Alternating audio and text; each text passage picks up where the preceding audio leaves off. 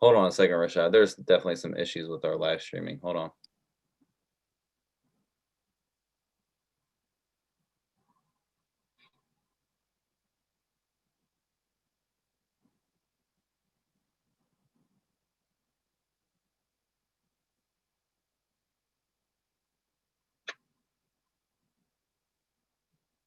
All right, you're good to go, sir.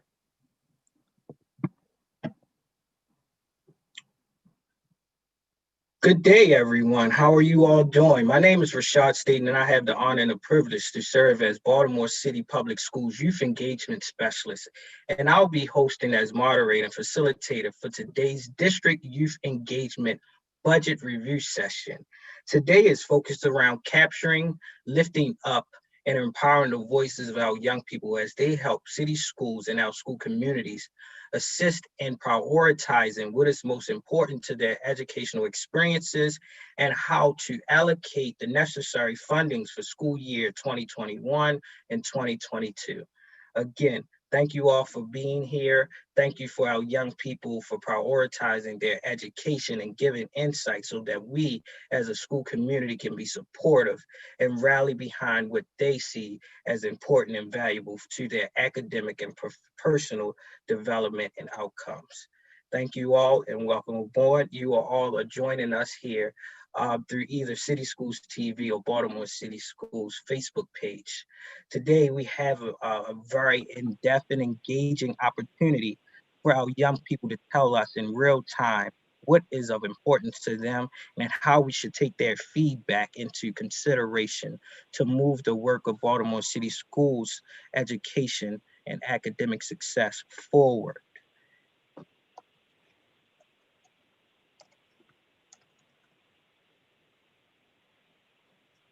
So we have a full agenda today, and a full agenda will give us a more so of a preparatory and an exercise that will allow our young people to learn about how we as a school district prioritize certain key items that is important for us to move forward in our process of virtual learning and our hybrid of in-person learnings. From a district level, as well as how young people, our students, can be a part of other stakeholders that will have insight and value as well as influence into their own respective school-based budgeting and decision-making processes. Again, after our welcoming introduction, and I'll pass it on to my uh, my colleague Courtenay to give a certain portions of the introductions for the district priorities. We're going to show a video so that everyone that is tuning in today can understand how district priorities and funding works using this video that our young people have actually led and created, just so it can be easily digestible in a manner that we can all receive it. Following this video, we're going to introduce the 21 listings of priorities that are all categorized under four larger themes. And we're going to go through each 21 of these key items. Following the key items, our young people that are a part of our panel today, they're going to be asked to go into a respective breakout room where they'll convene amongst themselves and their peers to prioritize certain priorities out of the 21. How would they best prioritize what is of importance to them from a youth and student perspective? And that will allow us to then, after our young people have their own respective time to congregate amongst their peers, they'll have the opportunity to come back and just share insight of what they discussed and how they just went through the process of what is most important to them, although all is very valuable. After we allow our young people to we give space for our young people to give insight and for our audience to receive the perspective of our young people, we're then going to offer an exercise for our young people, our students, and our youth across Baltimore City Schools to understand how, again, they can be a part of the stakeholders amongst their family, educators, and community partners to add influence and insight to school-based priorities and decision-making process. Following these two breakout sessions that where our young people will convene amongst their peers, we'll step back and talk to our general audience so that everyone can give us insight using the chat boxes on the various platforms that we're on. Again, that's City Schools TV and City Schools Facebook page. And following that, we would then allow space and we will share a link so that our school community and all that is tuned in can actually see the calendars and a timeline of the respective school hostings of their own respective school budgeting sessions, where we highly encourage our school community and stakeholders, that being students, educators, community partners, to be a part of the respective schools.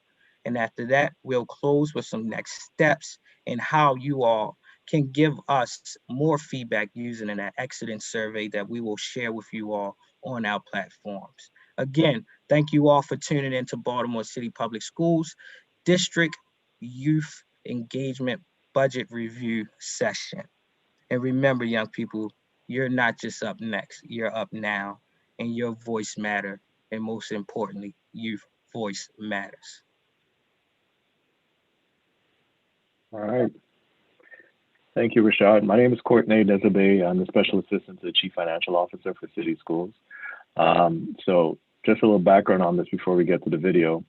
We've always had the process of allowing feedback at the school level for budget development. So the principals always come to the community, say, you know, this is my proposed budget, give me some feedback on it and so forth.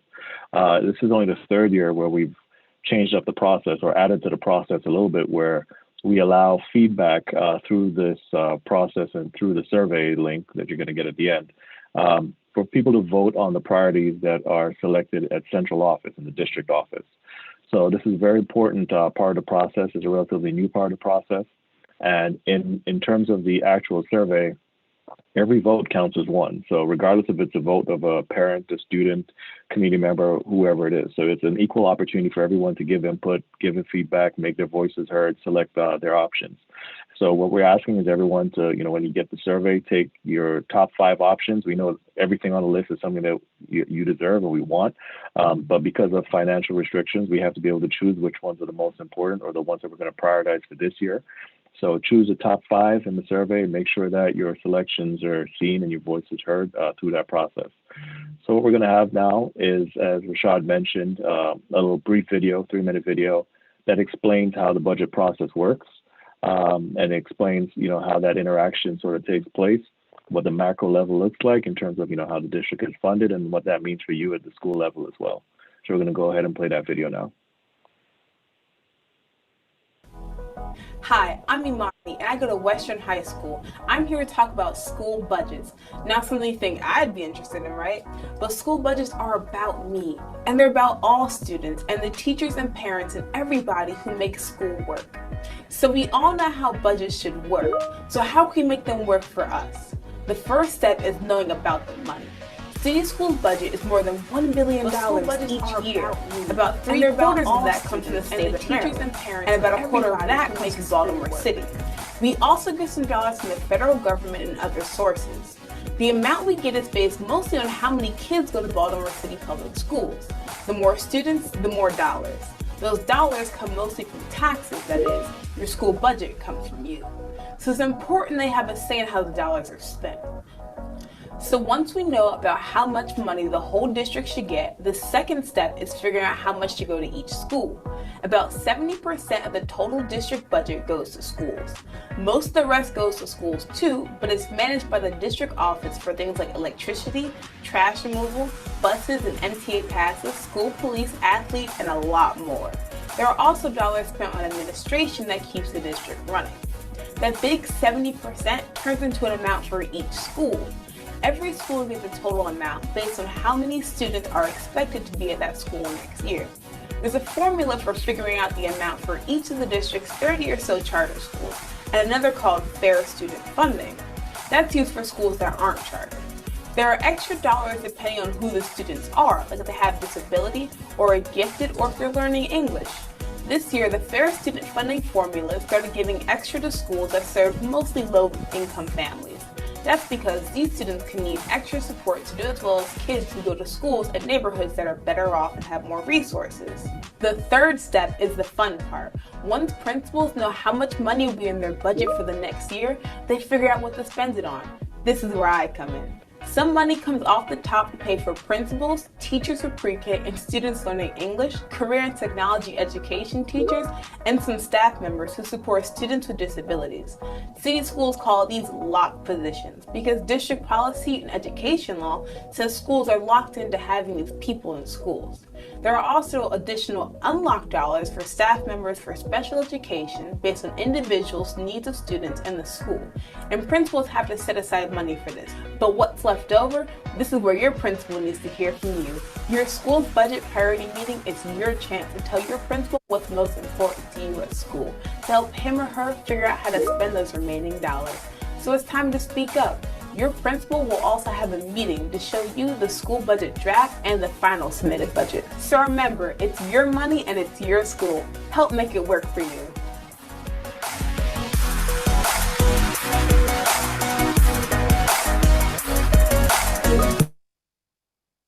Awesome, awesome. I am excited and elated that we were able to showcase and present this wonderfully student-led and student-produced video that gives us insight and details around how the district budget and priority and processes go.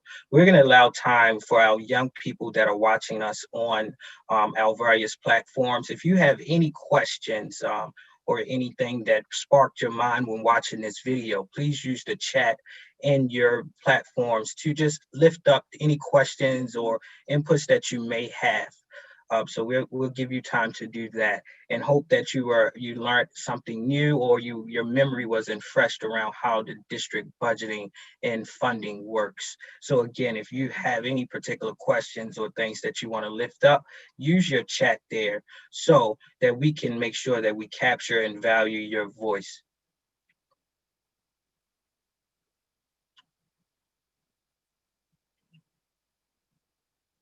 All right. So in addition to the video, we're going to take time to inform our audience and our young people here of the listings and the key items that are part of our fiscal school year 2021 priorities. We're going to take time to go through these in very general detail so that you all can get a sense of what is up as an option of our priorities before we allow our young people to go into their own respective convenience to talk amongst themselves.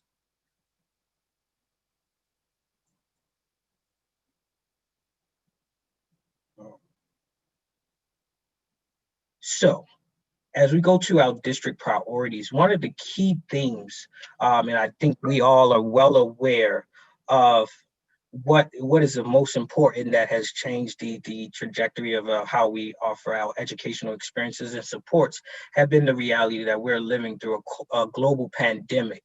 And with the realities of a global pandemic and how it shows up and directly impact us all as people in as school communities, one of our priorities, which has always been a priority to the district, but even more important, have been the safety and the health of our school communities.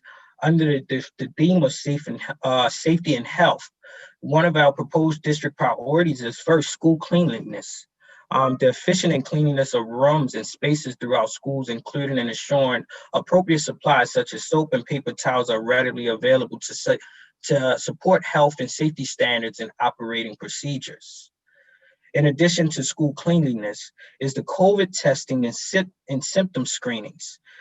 This will allow us to increase the capacity to provide testing for COVID in response to suspected cases, and to provide pre-screenings for school populations and continued investments in system screening processes.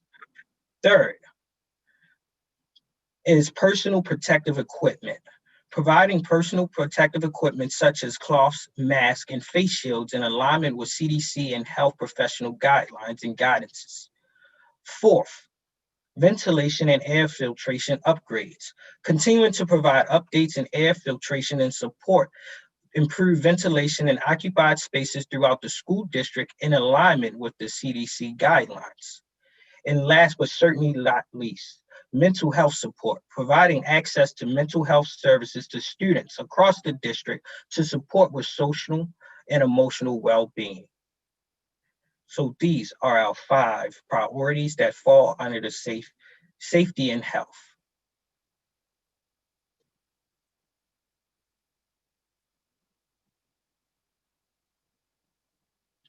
Our second overall theme is academic recovery. First on the list of academic recovery is summer recovery programming, which entails expanding summer programming to provide students and family interventions and acceleration opportunities across all grades with tailored programming to support academic recovery of all students. Second, virtual schooling options for all students. Provide families and students of all grade levels an option to continue with all virtual learning options throughout school year 2021 and 2022. Third, high school evening events, providing virtual learning options for high school students interested in more flexible instructional options.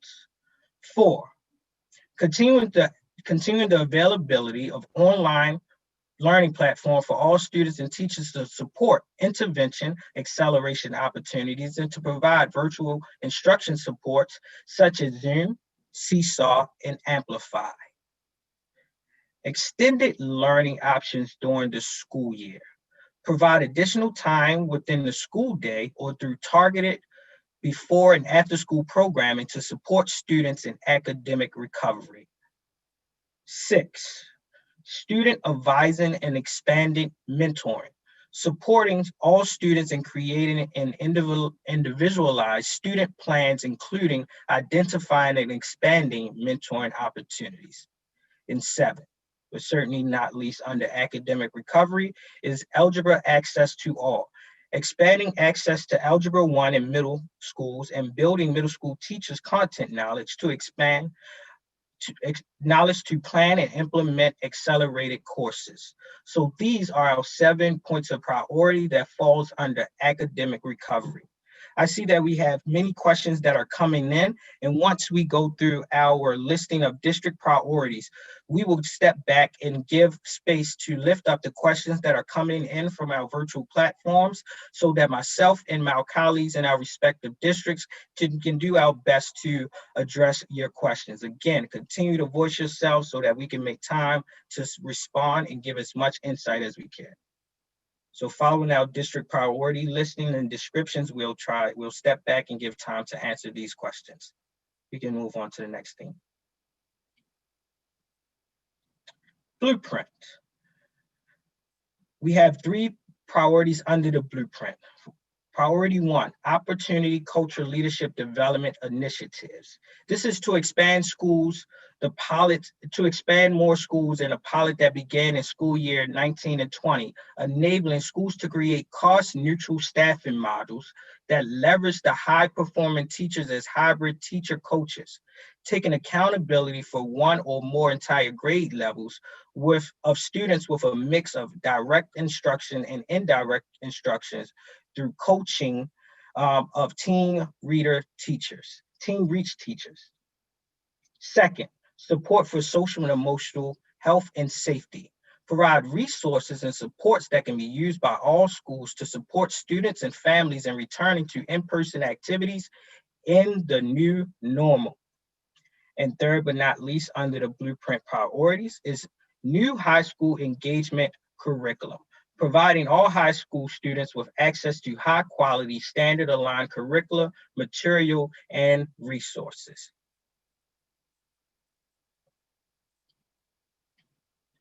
And our last theme of our district priorities is operational investment. Operational investments include 6 particular priorities, being teacher recruitment. This is to maintain and expand alternative teacher certification programs, partnerships, and to continue other teacher recruitment efforts and activities to bring the best talents to provide instruction to our students. Second, improve translation and interpretation services. Implement a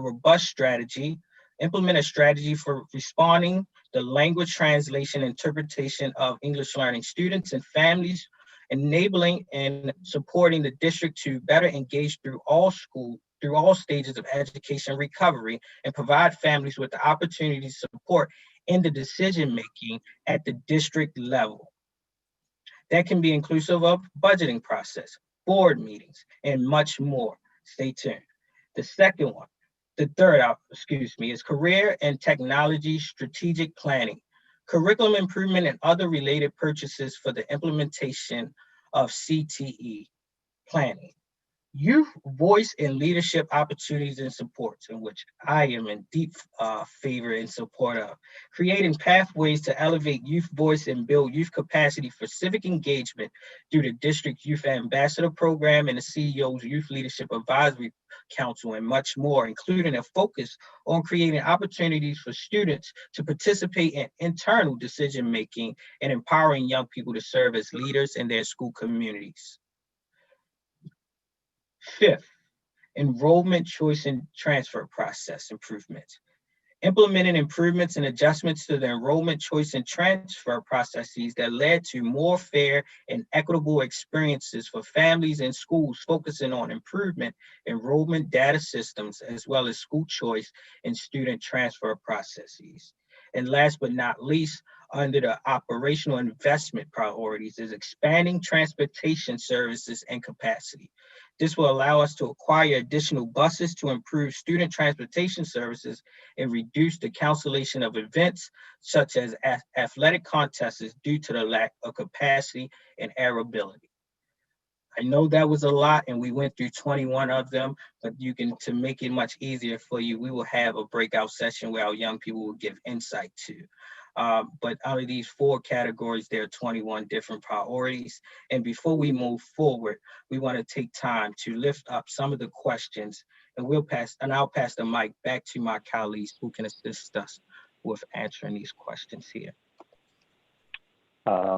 Sure. So we have a few questions, and let me, look at the list.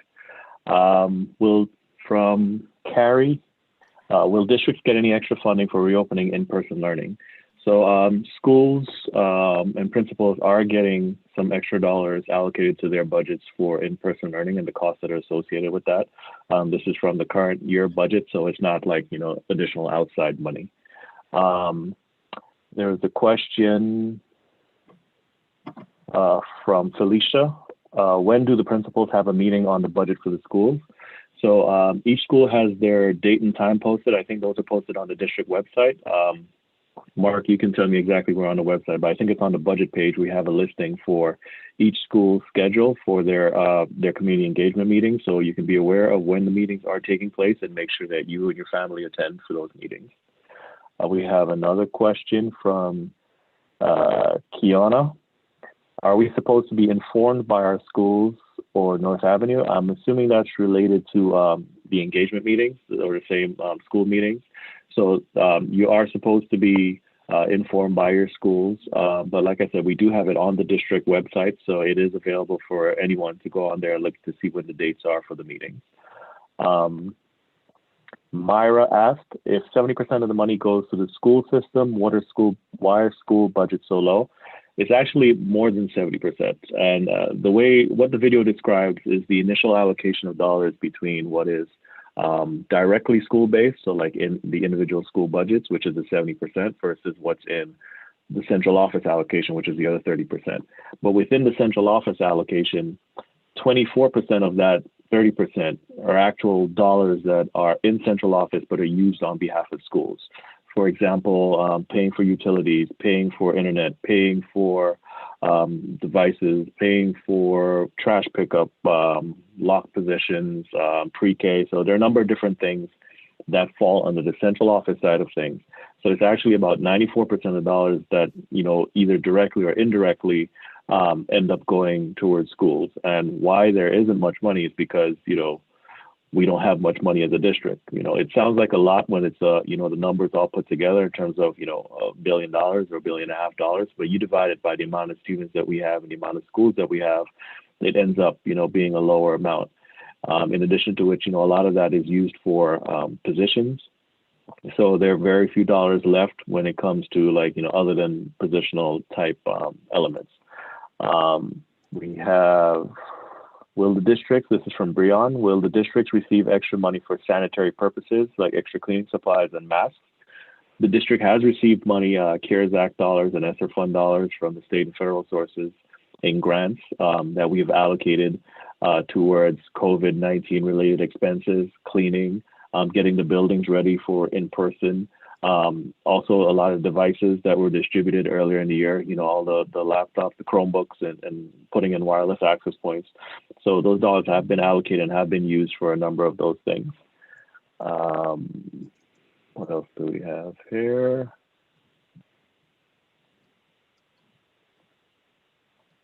A question from Carrie. We've been told kindergartners will be at their desks most of the day, that there isn't money for support cleaning staff to meet guidelines that would allow kids to interact in a more normal school day. I cannot actually speak to that one, Carrie. There is a plan right now for the rollback or the rollout for in-person learning for kindergartners. The question here does not ring a bell for me. As far as I know, there have been allocated enough resources for cleaning staff, particularly for in-person learning. We're taking it very seriously and very carefully. We wouldn't be doing it if it wasn't safe. But we can take that question back and direct it to the appropriate central office folks as well to get you a better, response. And I think those are the ones that I see right now. Yes, those are the questions that we have right now, Courtney. I just wanted to reiterate that question or response to the question about where you can find the school level engagement activities. Again, you can go to the Baltimore City Public Schools web page, and on that first page, there's a tab that says budget preparations, FY22 budget preparations. You will be able to click on that tab and you will find all the information about these meetings that we're having now. And there's a tab you can also click and you will get access to all the school level meetings, their dates and times of those meetings. So be sure to click on that information to access the school level meetings. But this meeting is specifically focused towards the youth and hearing the youth voice or getting the youth voice in this discussion. So I'll turn you over now to Rashad. Awesome. I'm glad that we're still here, everyone. Again, thank you all. And we see more questions coming in, and we want to make sure that today's session is centered around capturing and lifting up the voices of our young people, as there will be more opportunities for adults, partners, and others to give input and opportunity. What we're about to do now is we're going to transition into a respective chat breakout room where young people will discuss the priorities, the 21 listings of priorities, and try to come up with their top 7 out of 21, similar to the space that our administrative and leadership must do some every year around that time. But we're going to allow the space for our young people to replicate this very strenuous process of prioritizing all of the great things that are necessary for our education. But unfortunately, everything cannot be funded if we were to live in a perfect world. So again, when we step back from that, we'll allow our young people to give insight on how they made these particular decisions. And we may even give an opportunity for you all to give a quick glance of our young people actually going through this particularly process of identifying what is a priority to them as a collective. Which is quite exciting, is a lot of our young people on here probably haven't even met each other, but they'll use their brain power and like attainment to come up with the decisions that matter the most to them. And we'll then have opportunity for the audience as well, so we can answer the remainder questions while we still have allocated time.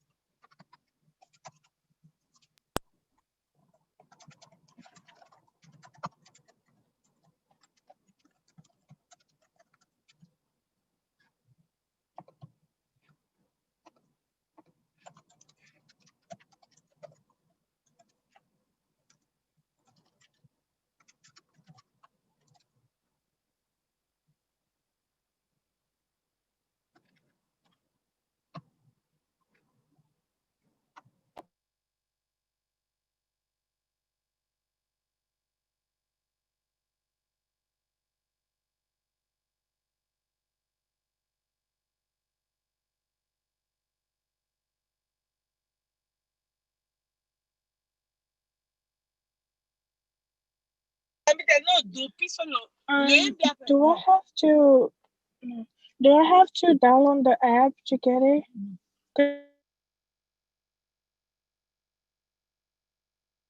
What we're gonna do here is, yeah, you will probably have to click on the link. We will have to click on the link here, and as you all have it on your respective one, we will go through the activity while going live on a session. All right. I clicked the link, but it's not working for me. I don't know why. Okay. So we're gonna do some technical troubleshooting. What we're gonna do some technical troubleshooting, and we're gonna just show you all what, along with the audience, of what these priorities are, right? And what we will do is give you all space to verbally tell us, how would you go about it here. So let's go to the next slide. Again, you are the administrative team at Baltimore City Public Schools, and it is time for you to prioritize the school year 2020. You will be tasked with selecting 5 out of the top priorities to allocate funding for the school year 2021. As we go to this next slide, our young people that are in here, try to notate either in the chat or verbalize your prioritizations per it. And we'll make sure to note it on the Jamboard on the back end.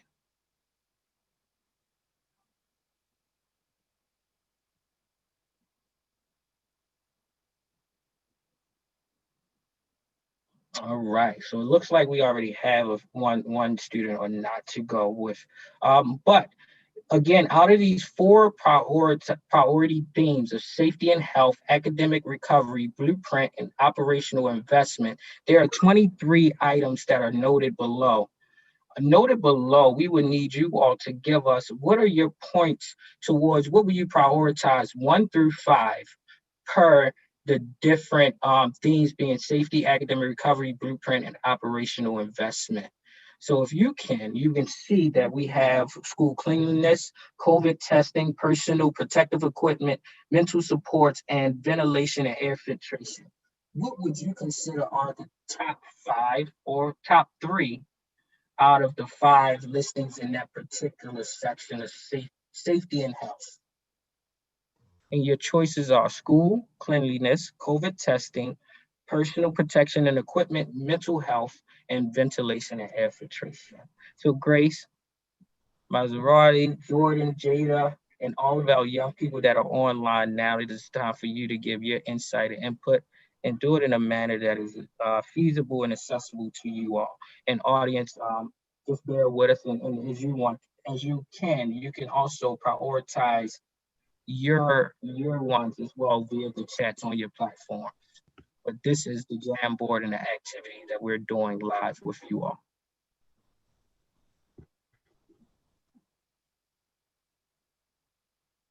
All right. So how can I do it, because I can't get into the Jamboard? You can do it to resolve that matter. You can just vocalize and do it over audio right here while we're on live. So out of your 5, what would you prioritize as your specifics? Well, for me, I would say school cleanliness is the first one. Got it. And give us some reasoning behind that. Why would you prioritize school cleanliness? Because, well, for one, with all this COVID stuff going on, it's important, like, for the safety of the kids, and make sure everything is clean and wiped down right, because some people can get it quicker than most people can from just how clean, like a school is. So that's why I said school cleanliness is first for me. Awesome. Thank you, Janai. I appreciate that. Is any of your other school peers and student leaders on here that are in agreement with you or feel that's something else? Jada. Okay, let me turn my camera on. I'm sorry. Okay, continue. Okay, so I made a list of my top 5. My first one was school cleanliness, because before Corona was a problem, schools were still not clean. especially female bathrooms, especially for middle and high school students who have them female problems, and boys as well because they need to wash their hands and practice hygiene as well. So school bathrooms and stuff was not clean. Hallways was not clean. You could see like dead insects around the halls and stuff. Like people should be on top of that job. My next one would be mental health support because you can't be a successful student and get good grades and maintain a high GPA and bring the school money or make the school look good where it needs to look good at if you thinking about what you're gonna eat when you about to go home, or if you're thinking about if you've been mentally abused or socially abused, physically abused, stuff like that. Next, I would chose youth voices because if we teach the youth how to use their voices now, we wouldn't have to be on this call right now talk about, oh, we only can pick three. We would be able to have all of them because the youth would be able to speak for themselves when problems is needed, and they would be able to lead opportunities to bring in more money so that they can have these problems themselves instead of adults always leading us. Next would be my opportunity culture leadership development initiative to help people who feel like they don't have a lot of leadership to build more leaders in the school and to help them I guess learn what leadership is and what culture is and stuff like that. Keep them to like be better adults when the time comes. And then my last thing is COVID testing because that's the big hype right now, and I don't want nobody else to die from COVID. Awesome. Thank you for giving your input to our two student leaders that have shared out thus far. As you can see on screen, our staff are actually populating your priorities as you share out. Both you all have made great points. Thank you for your transparency and your honesty and lifting up your own experience as a student because you are living your own truth. So we respect that as well. Is there any other young person that is on our panel that want to share up your insight? And those that are also watching us as well. Yeah, I can share. I'd say academic recovery does like an important thing too because like a lot of students are missing a lot of classes sometimes or just don't have the opportunity to do some classes. So I feel like academic recovery it would be like a very good one. Like I say, it's the most important too, and like safety and health because of everything is going on right now, the coronavirus and things like that. Now that we're going back to school, for some students, I feel like it's very important to keep the school clean and have the things that they need. So like no one could have corona or something like that. So I feel like that's very important for that. I feel like too about sports is like a very good thing because that basically help us as a students. It help us play better. Have you know a better communication and things like that. So I think those three are the most important too. And the other one is uh translation. Translation is a very important thing because nowadays you got a lot of parents that they don't speak English, that they need translation, and sometimes in schools that's what they don't have. So I feel like that's very important too. Awesome, awesome. Thank you for sharing that as it has been captured as well. Again, whom else wants to make sure that their voices are heard as we're getting close towards the timing? And for the audience as well, thank you for being patient and just watching our young people go through this process. And hopefully our young people that are watching as well is inspired to use your voice. And if your voice is not captured here because you weren't a panelist, make sure that you continue to voice your inputs and how you will prioritize these 21 listings via the chat for our young people. Thank you as well. What we're starting to see is our young people populate and notate prioritizations within operational investments, with transportation and translation and interpretation. We also have our young people talking about opportunity and leadership development, youth opportunities, culture and leadership development, COVID testings, school cleanliness, and mental health supports. Is there any of our young people that see something that has not been jotted? We are at 5 at the moment, but let's see if we can get to 7.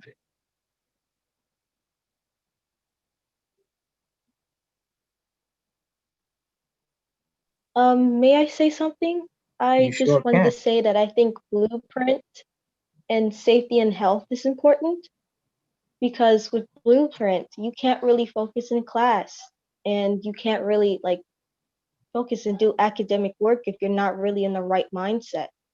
And plus, not only that, if you're not in the right mindset, you might be able to harm other students learning or harm yourself. And we don't need that on our conscience. And Awesome. for safety and health, I really don't think that kids should be going in school while there's a pandemic, because the numbers on the news, you can see they're still rising, and the coronavirus has mutated since then. So even with the vaccine, everybody getting the vaccine, we don't even know if it's going to help for the mutated coronavirus. And plus, you can't,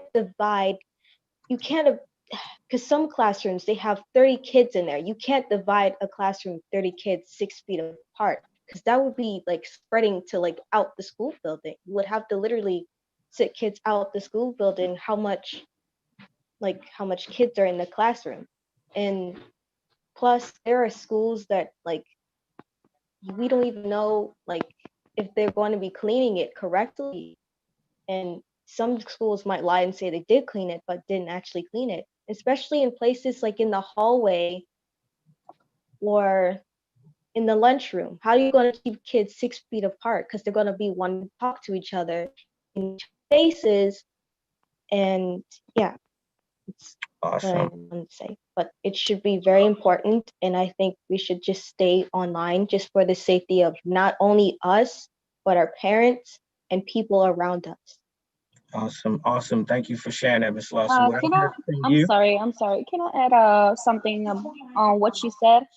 please do. Yeah, I feel like I'm agree with her on what she's saying, but at the same time, it's kind of important to some people to go back to school, because if you see from, let's see, last year until this year of school year, a lot of people are failing classes because they are not getting like they don't feel, how can I say it, they don't feel comfortable, or they don't feel like they learning a lot like in virtual, because they don't have the same opportunity to ask questions or understand things better. So I feel like for people they just really need it, or like for example, like me, I don't need it to go back to school because I got caught up in everything. I really don't need help a lot, but for there's like special people who really need it.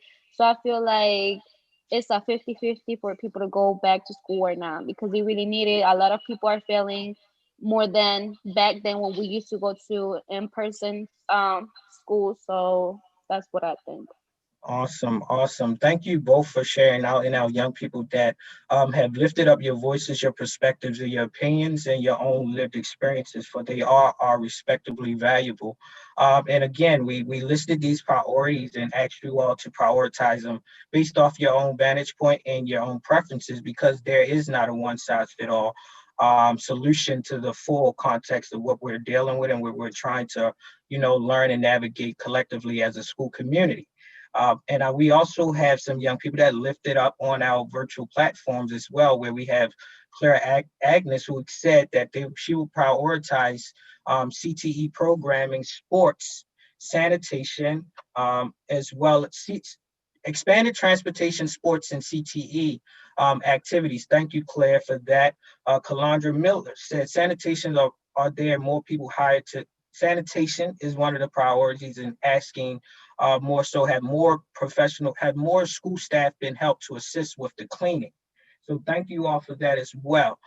Continue on. We're getting close to our time to conclude this particular student review session, but I want to say thank you to our young people that have joined us, who have felt comfortable and speaking out and showcasing their own perspective and valuable inputs, and for the young people that are continuously giving your own perspective and input on our platforms. Again, this is some of the tough reasoning and the decision making that school leadership cabinets and school leaders themselves have to actually process with the influence and input from our school stakeholders, being yourselves as students, being our school community partners, being our educators who are also our instructors, and our parents and families. So again, you all have went through an exercise that is going to be replicated on a district level, but also at your school-based level. And there, if you go into our district website, Baltimore City Public Schools/budget, or go to the budget tab on our district website, you'll see the actual listings and the dates of all of our respective school sites confirmed school-based decision sessions for you all to be a part. So take what you learned today, be virtually present at your school's respective school budget decision-making processes to give that input, because as you all said, if the young people had more input and influence, a lot of this could possibly have already been resolved. Ms. Miller also mentioned the importance of the grading policy, which I think complemented what you said, Ms. Law, around value and prioritizing the blueprint theme as well. So thank you for that. I appreciate you all being mindful, you all giving your voice to decision-making processes, and you helping us navigate these tough decisions during this session. I'll take time to step back so that my colleague Courtney can tell you all how you can continue to give us additional insight by participating in our closing survey that allow our audience and others to give us input around the decision-making processes for the district. All right, thanks, Rashad.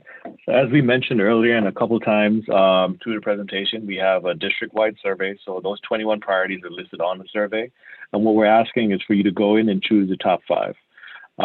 So you can go in, select the 5 options that you would like to put ahead of the rest, and make that your response to the survey. The survey is listed on our district website. It's also posted in our various platforms here this evening. For those of you who are looking on Facebook or in the chat, I believe the link is posted, so you can access the survey there. So please feel free to go in, use the survey, make sure your voice is heard, make sure your votes are in so that it can be counted with all the rest of them that we're using for the district for the priority discussion. Thank you very much.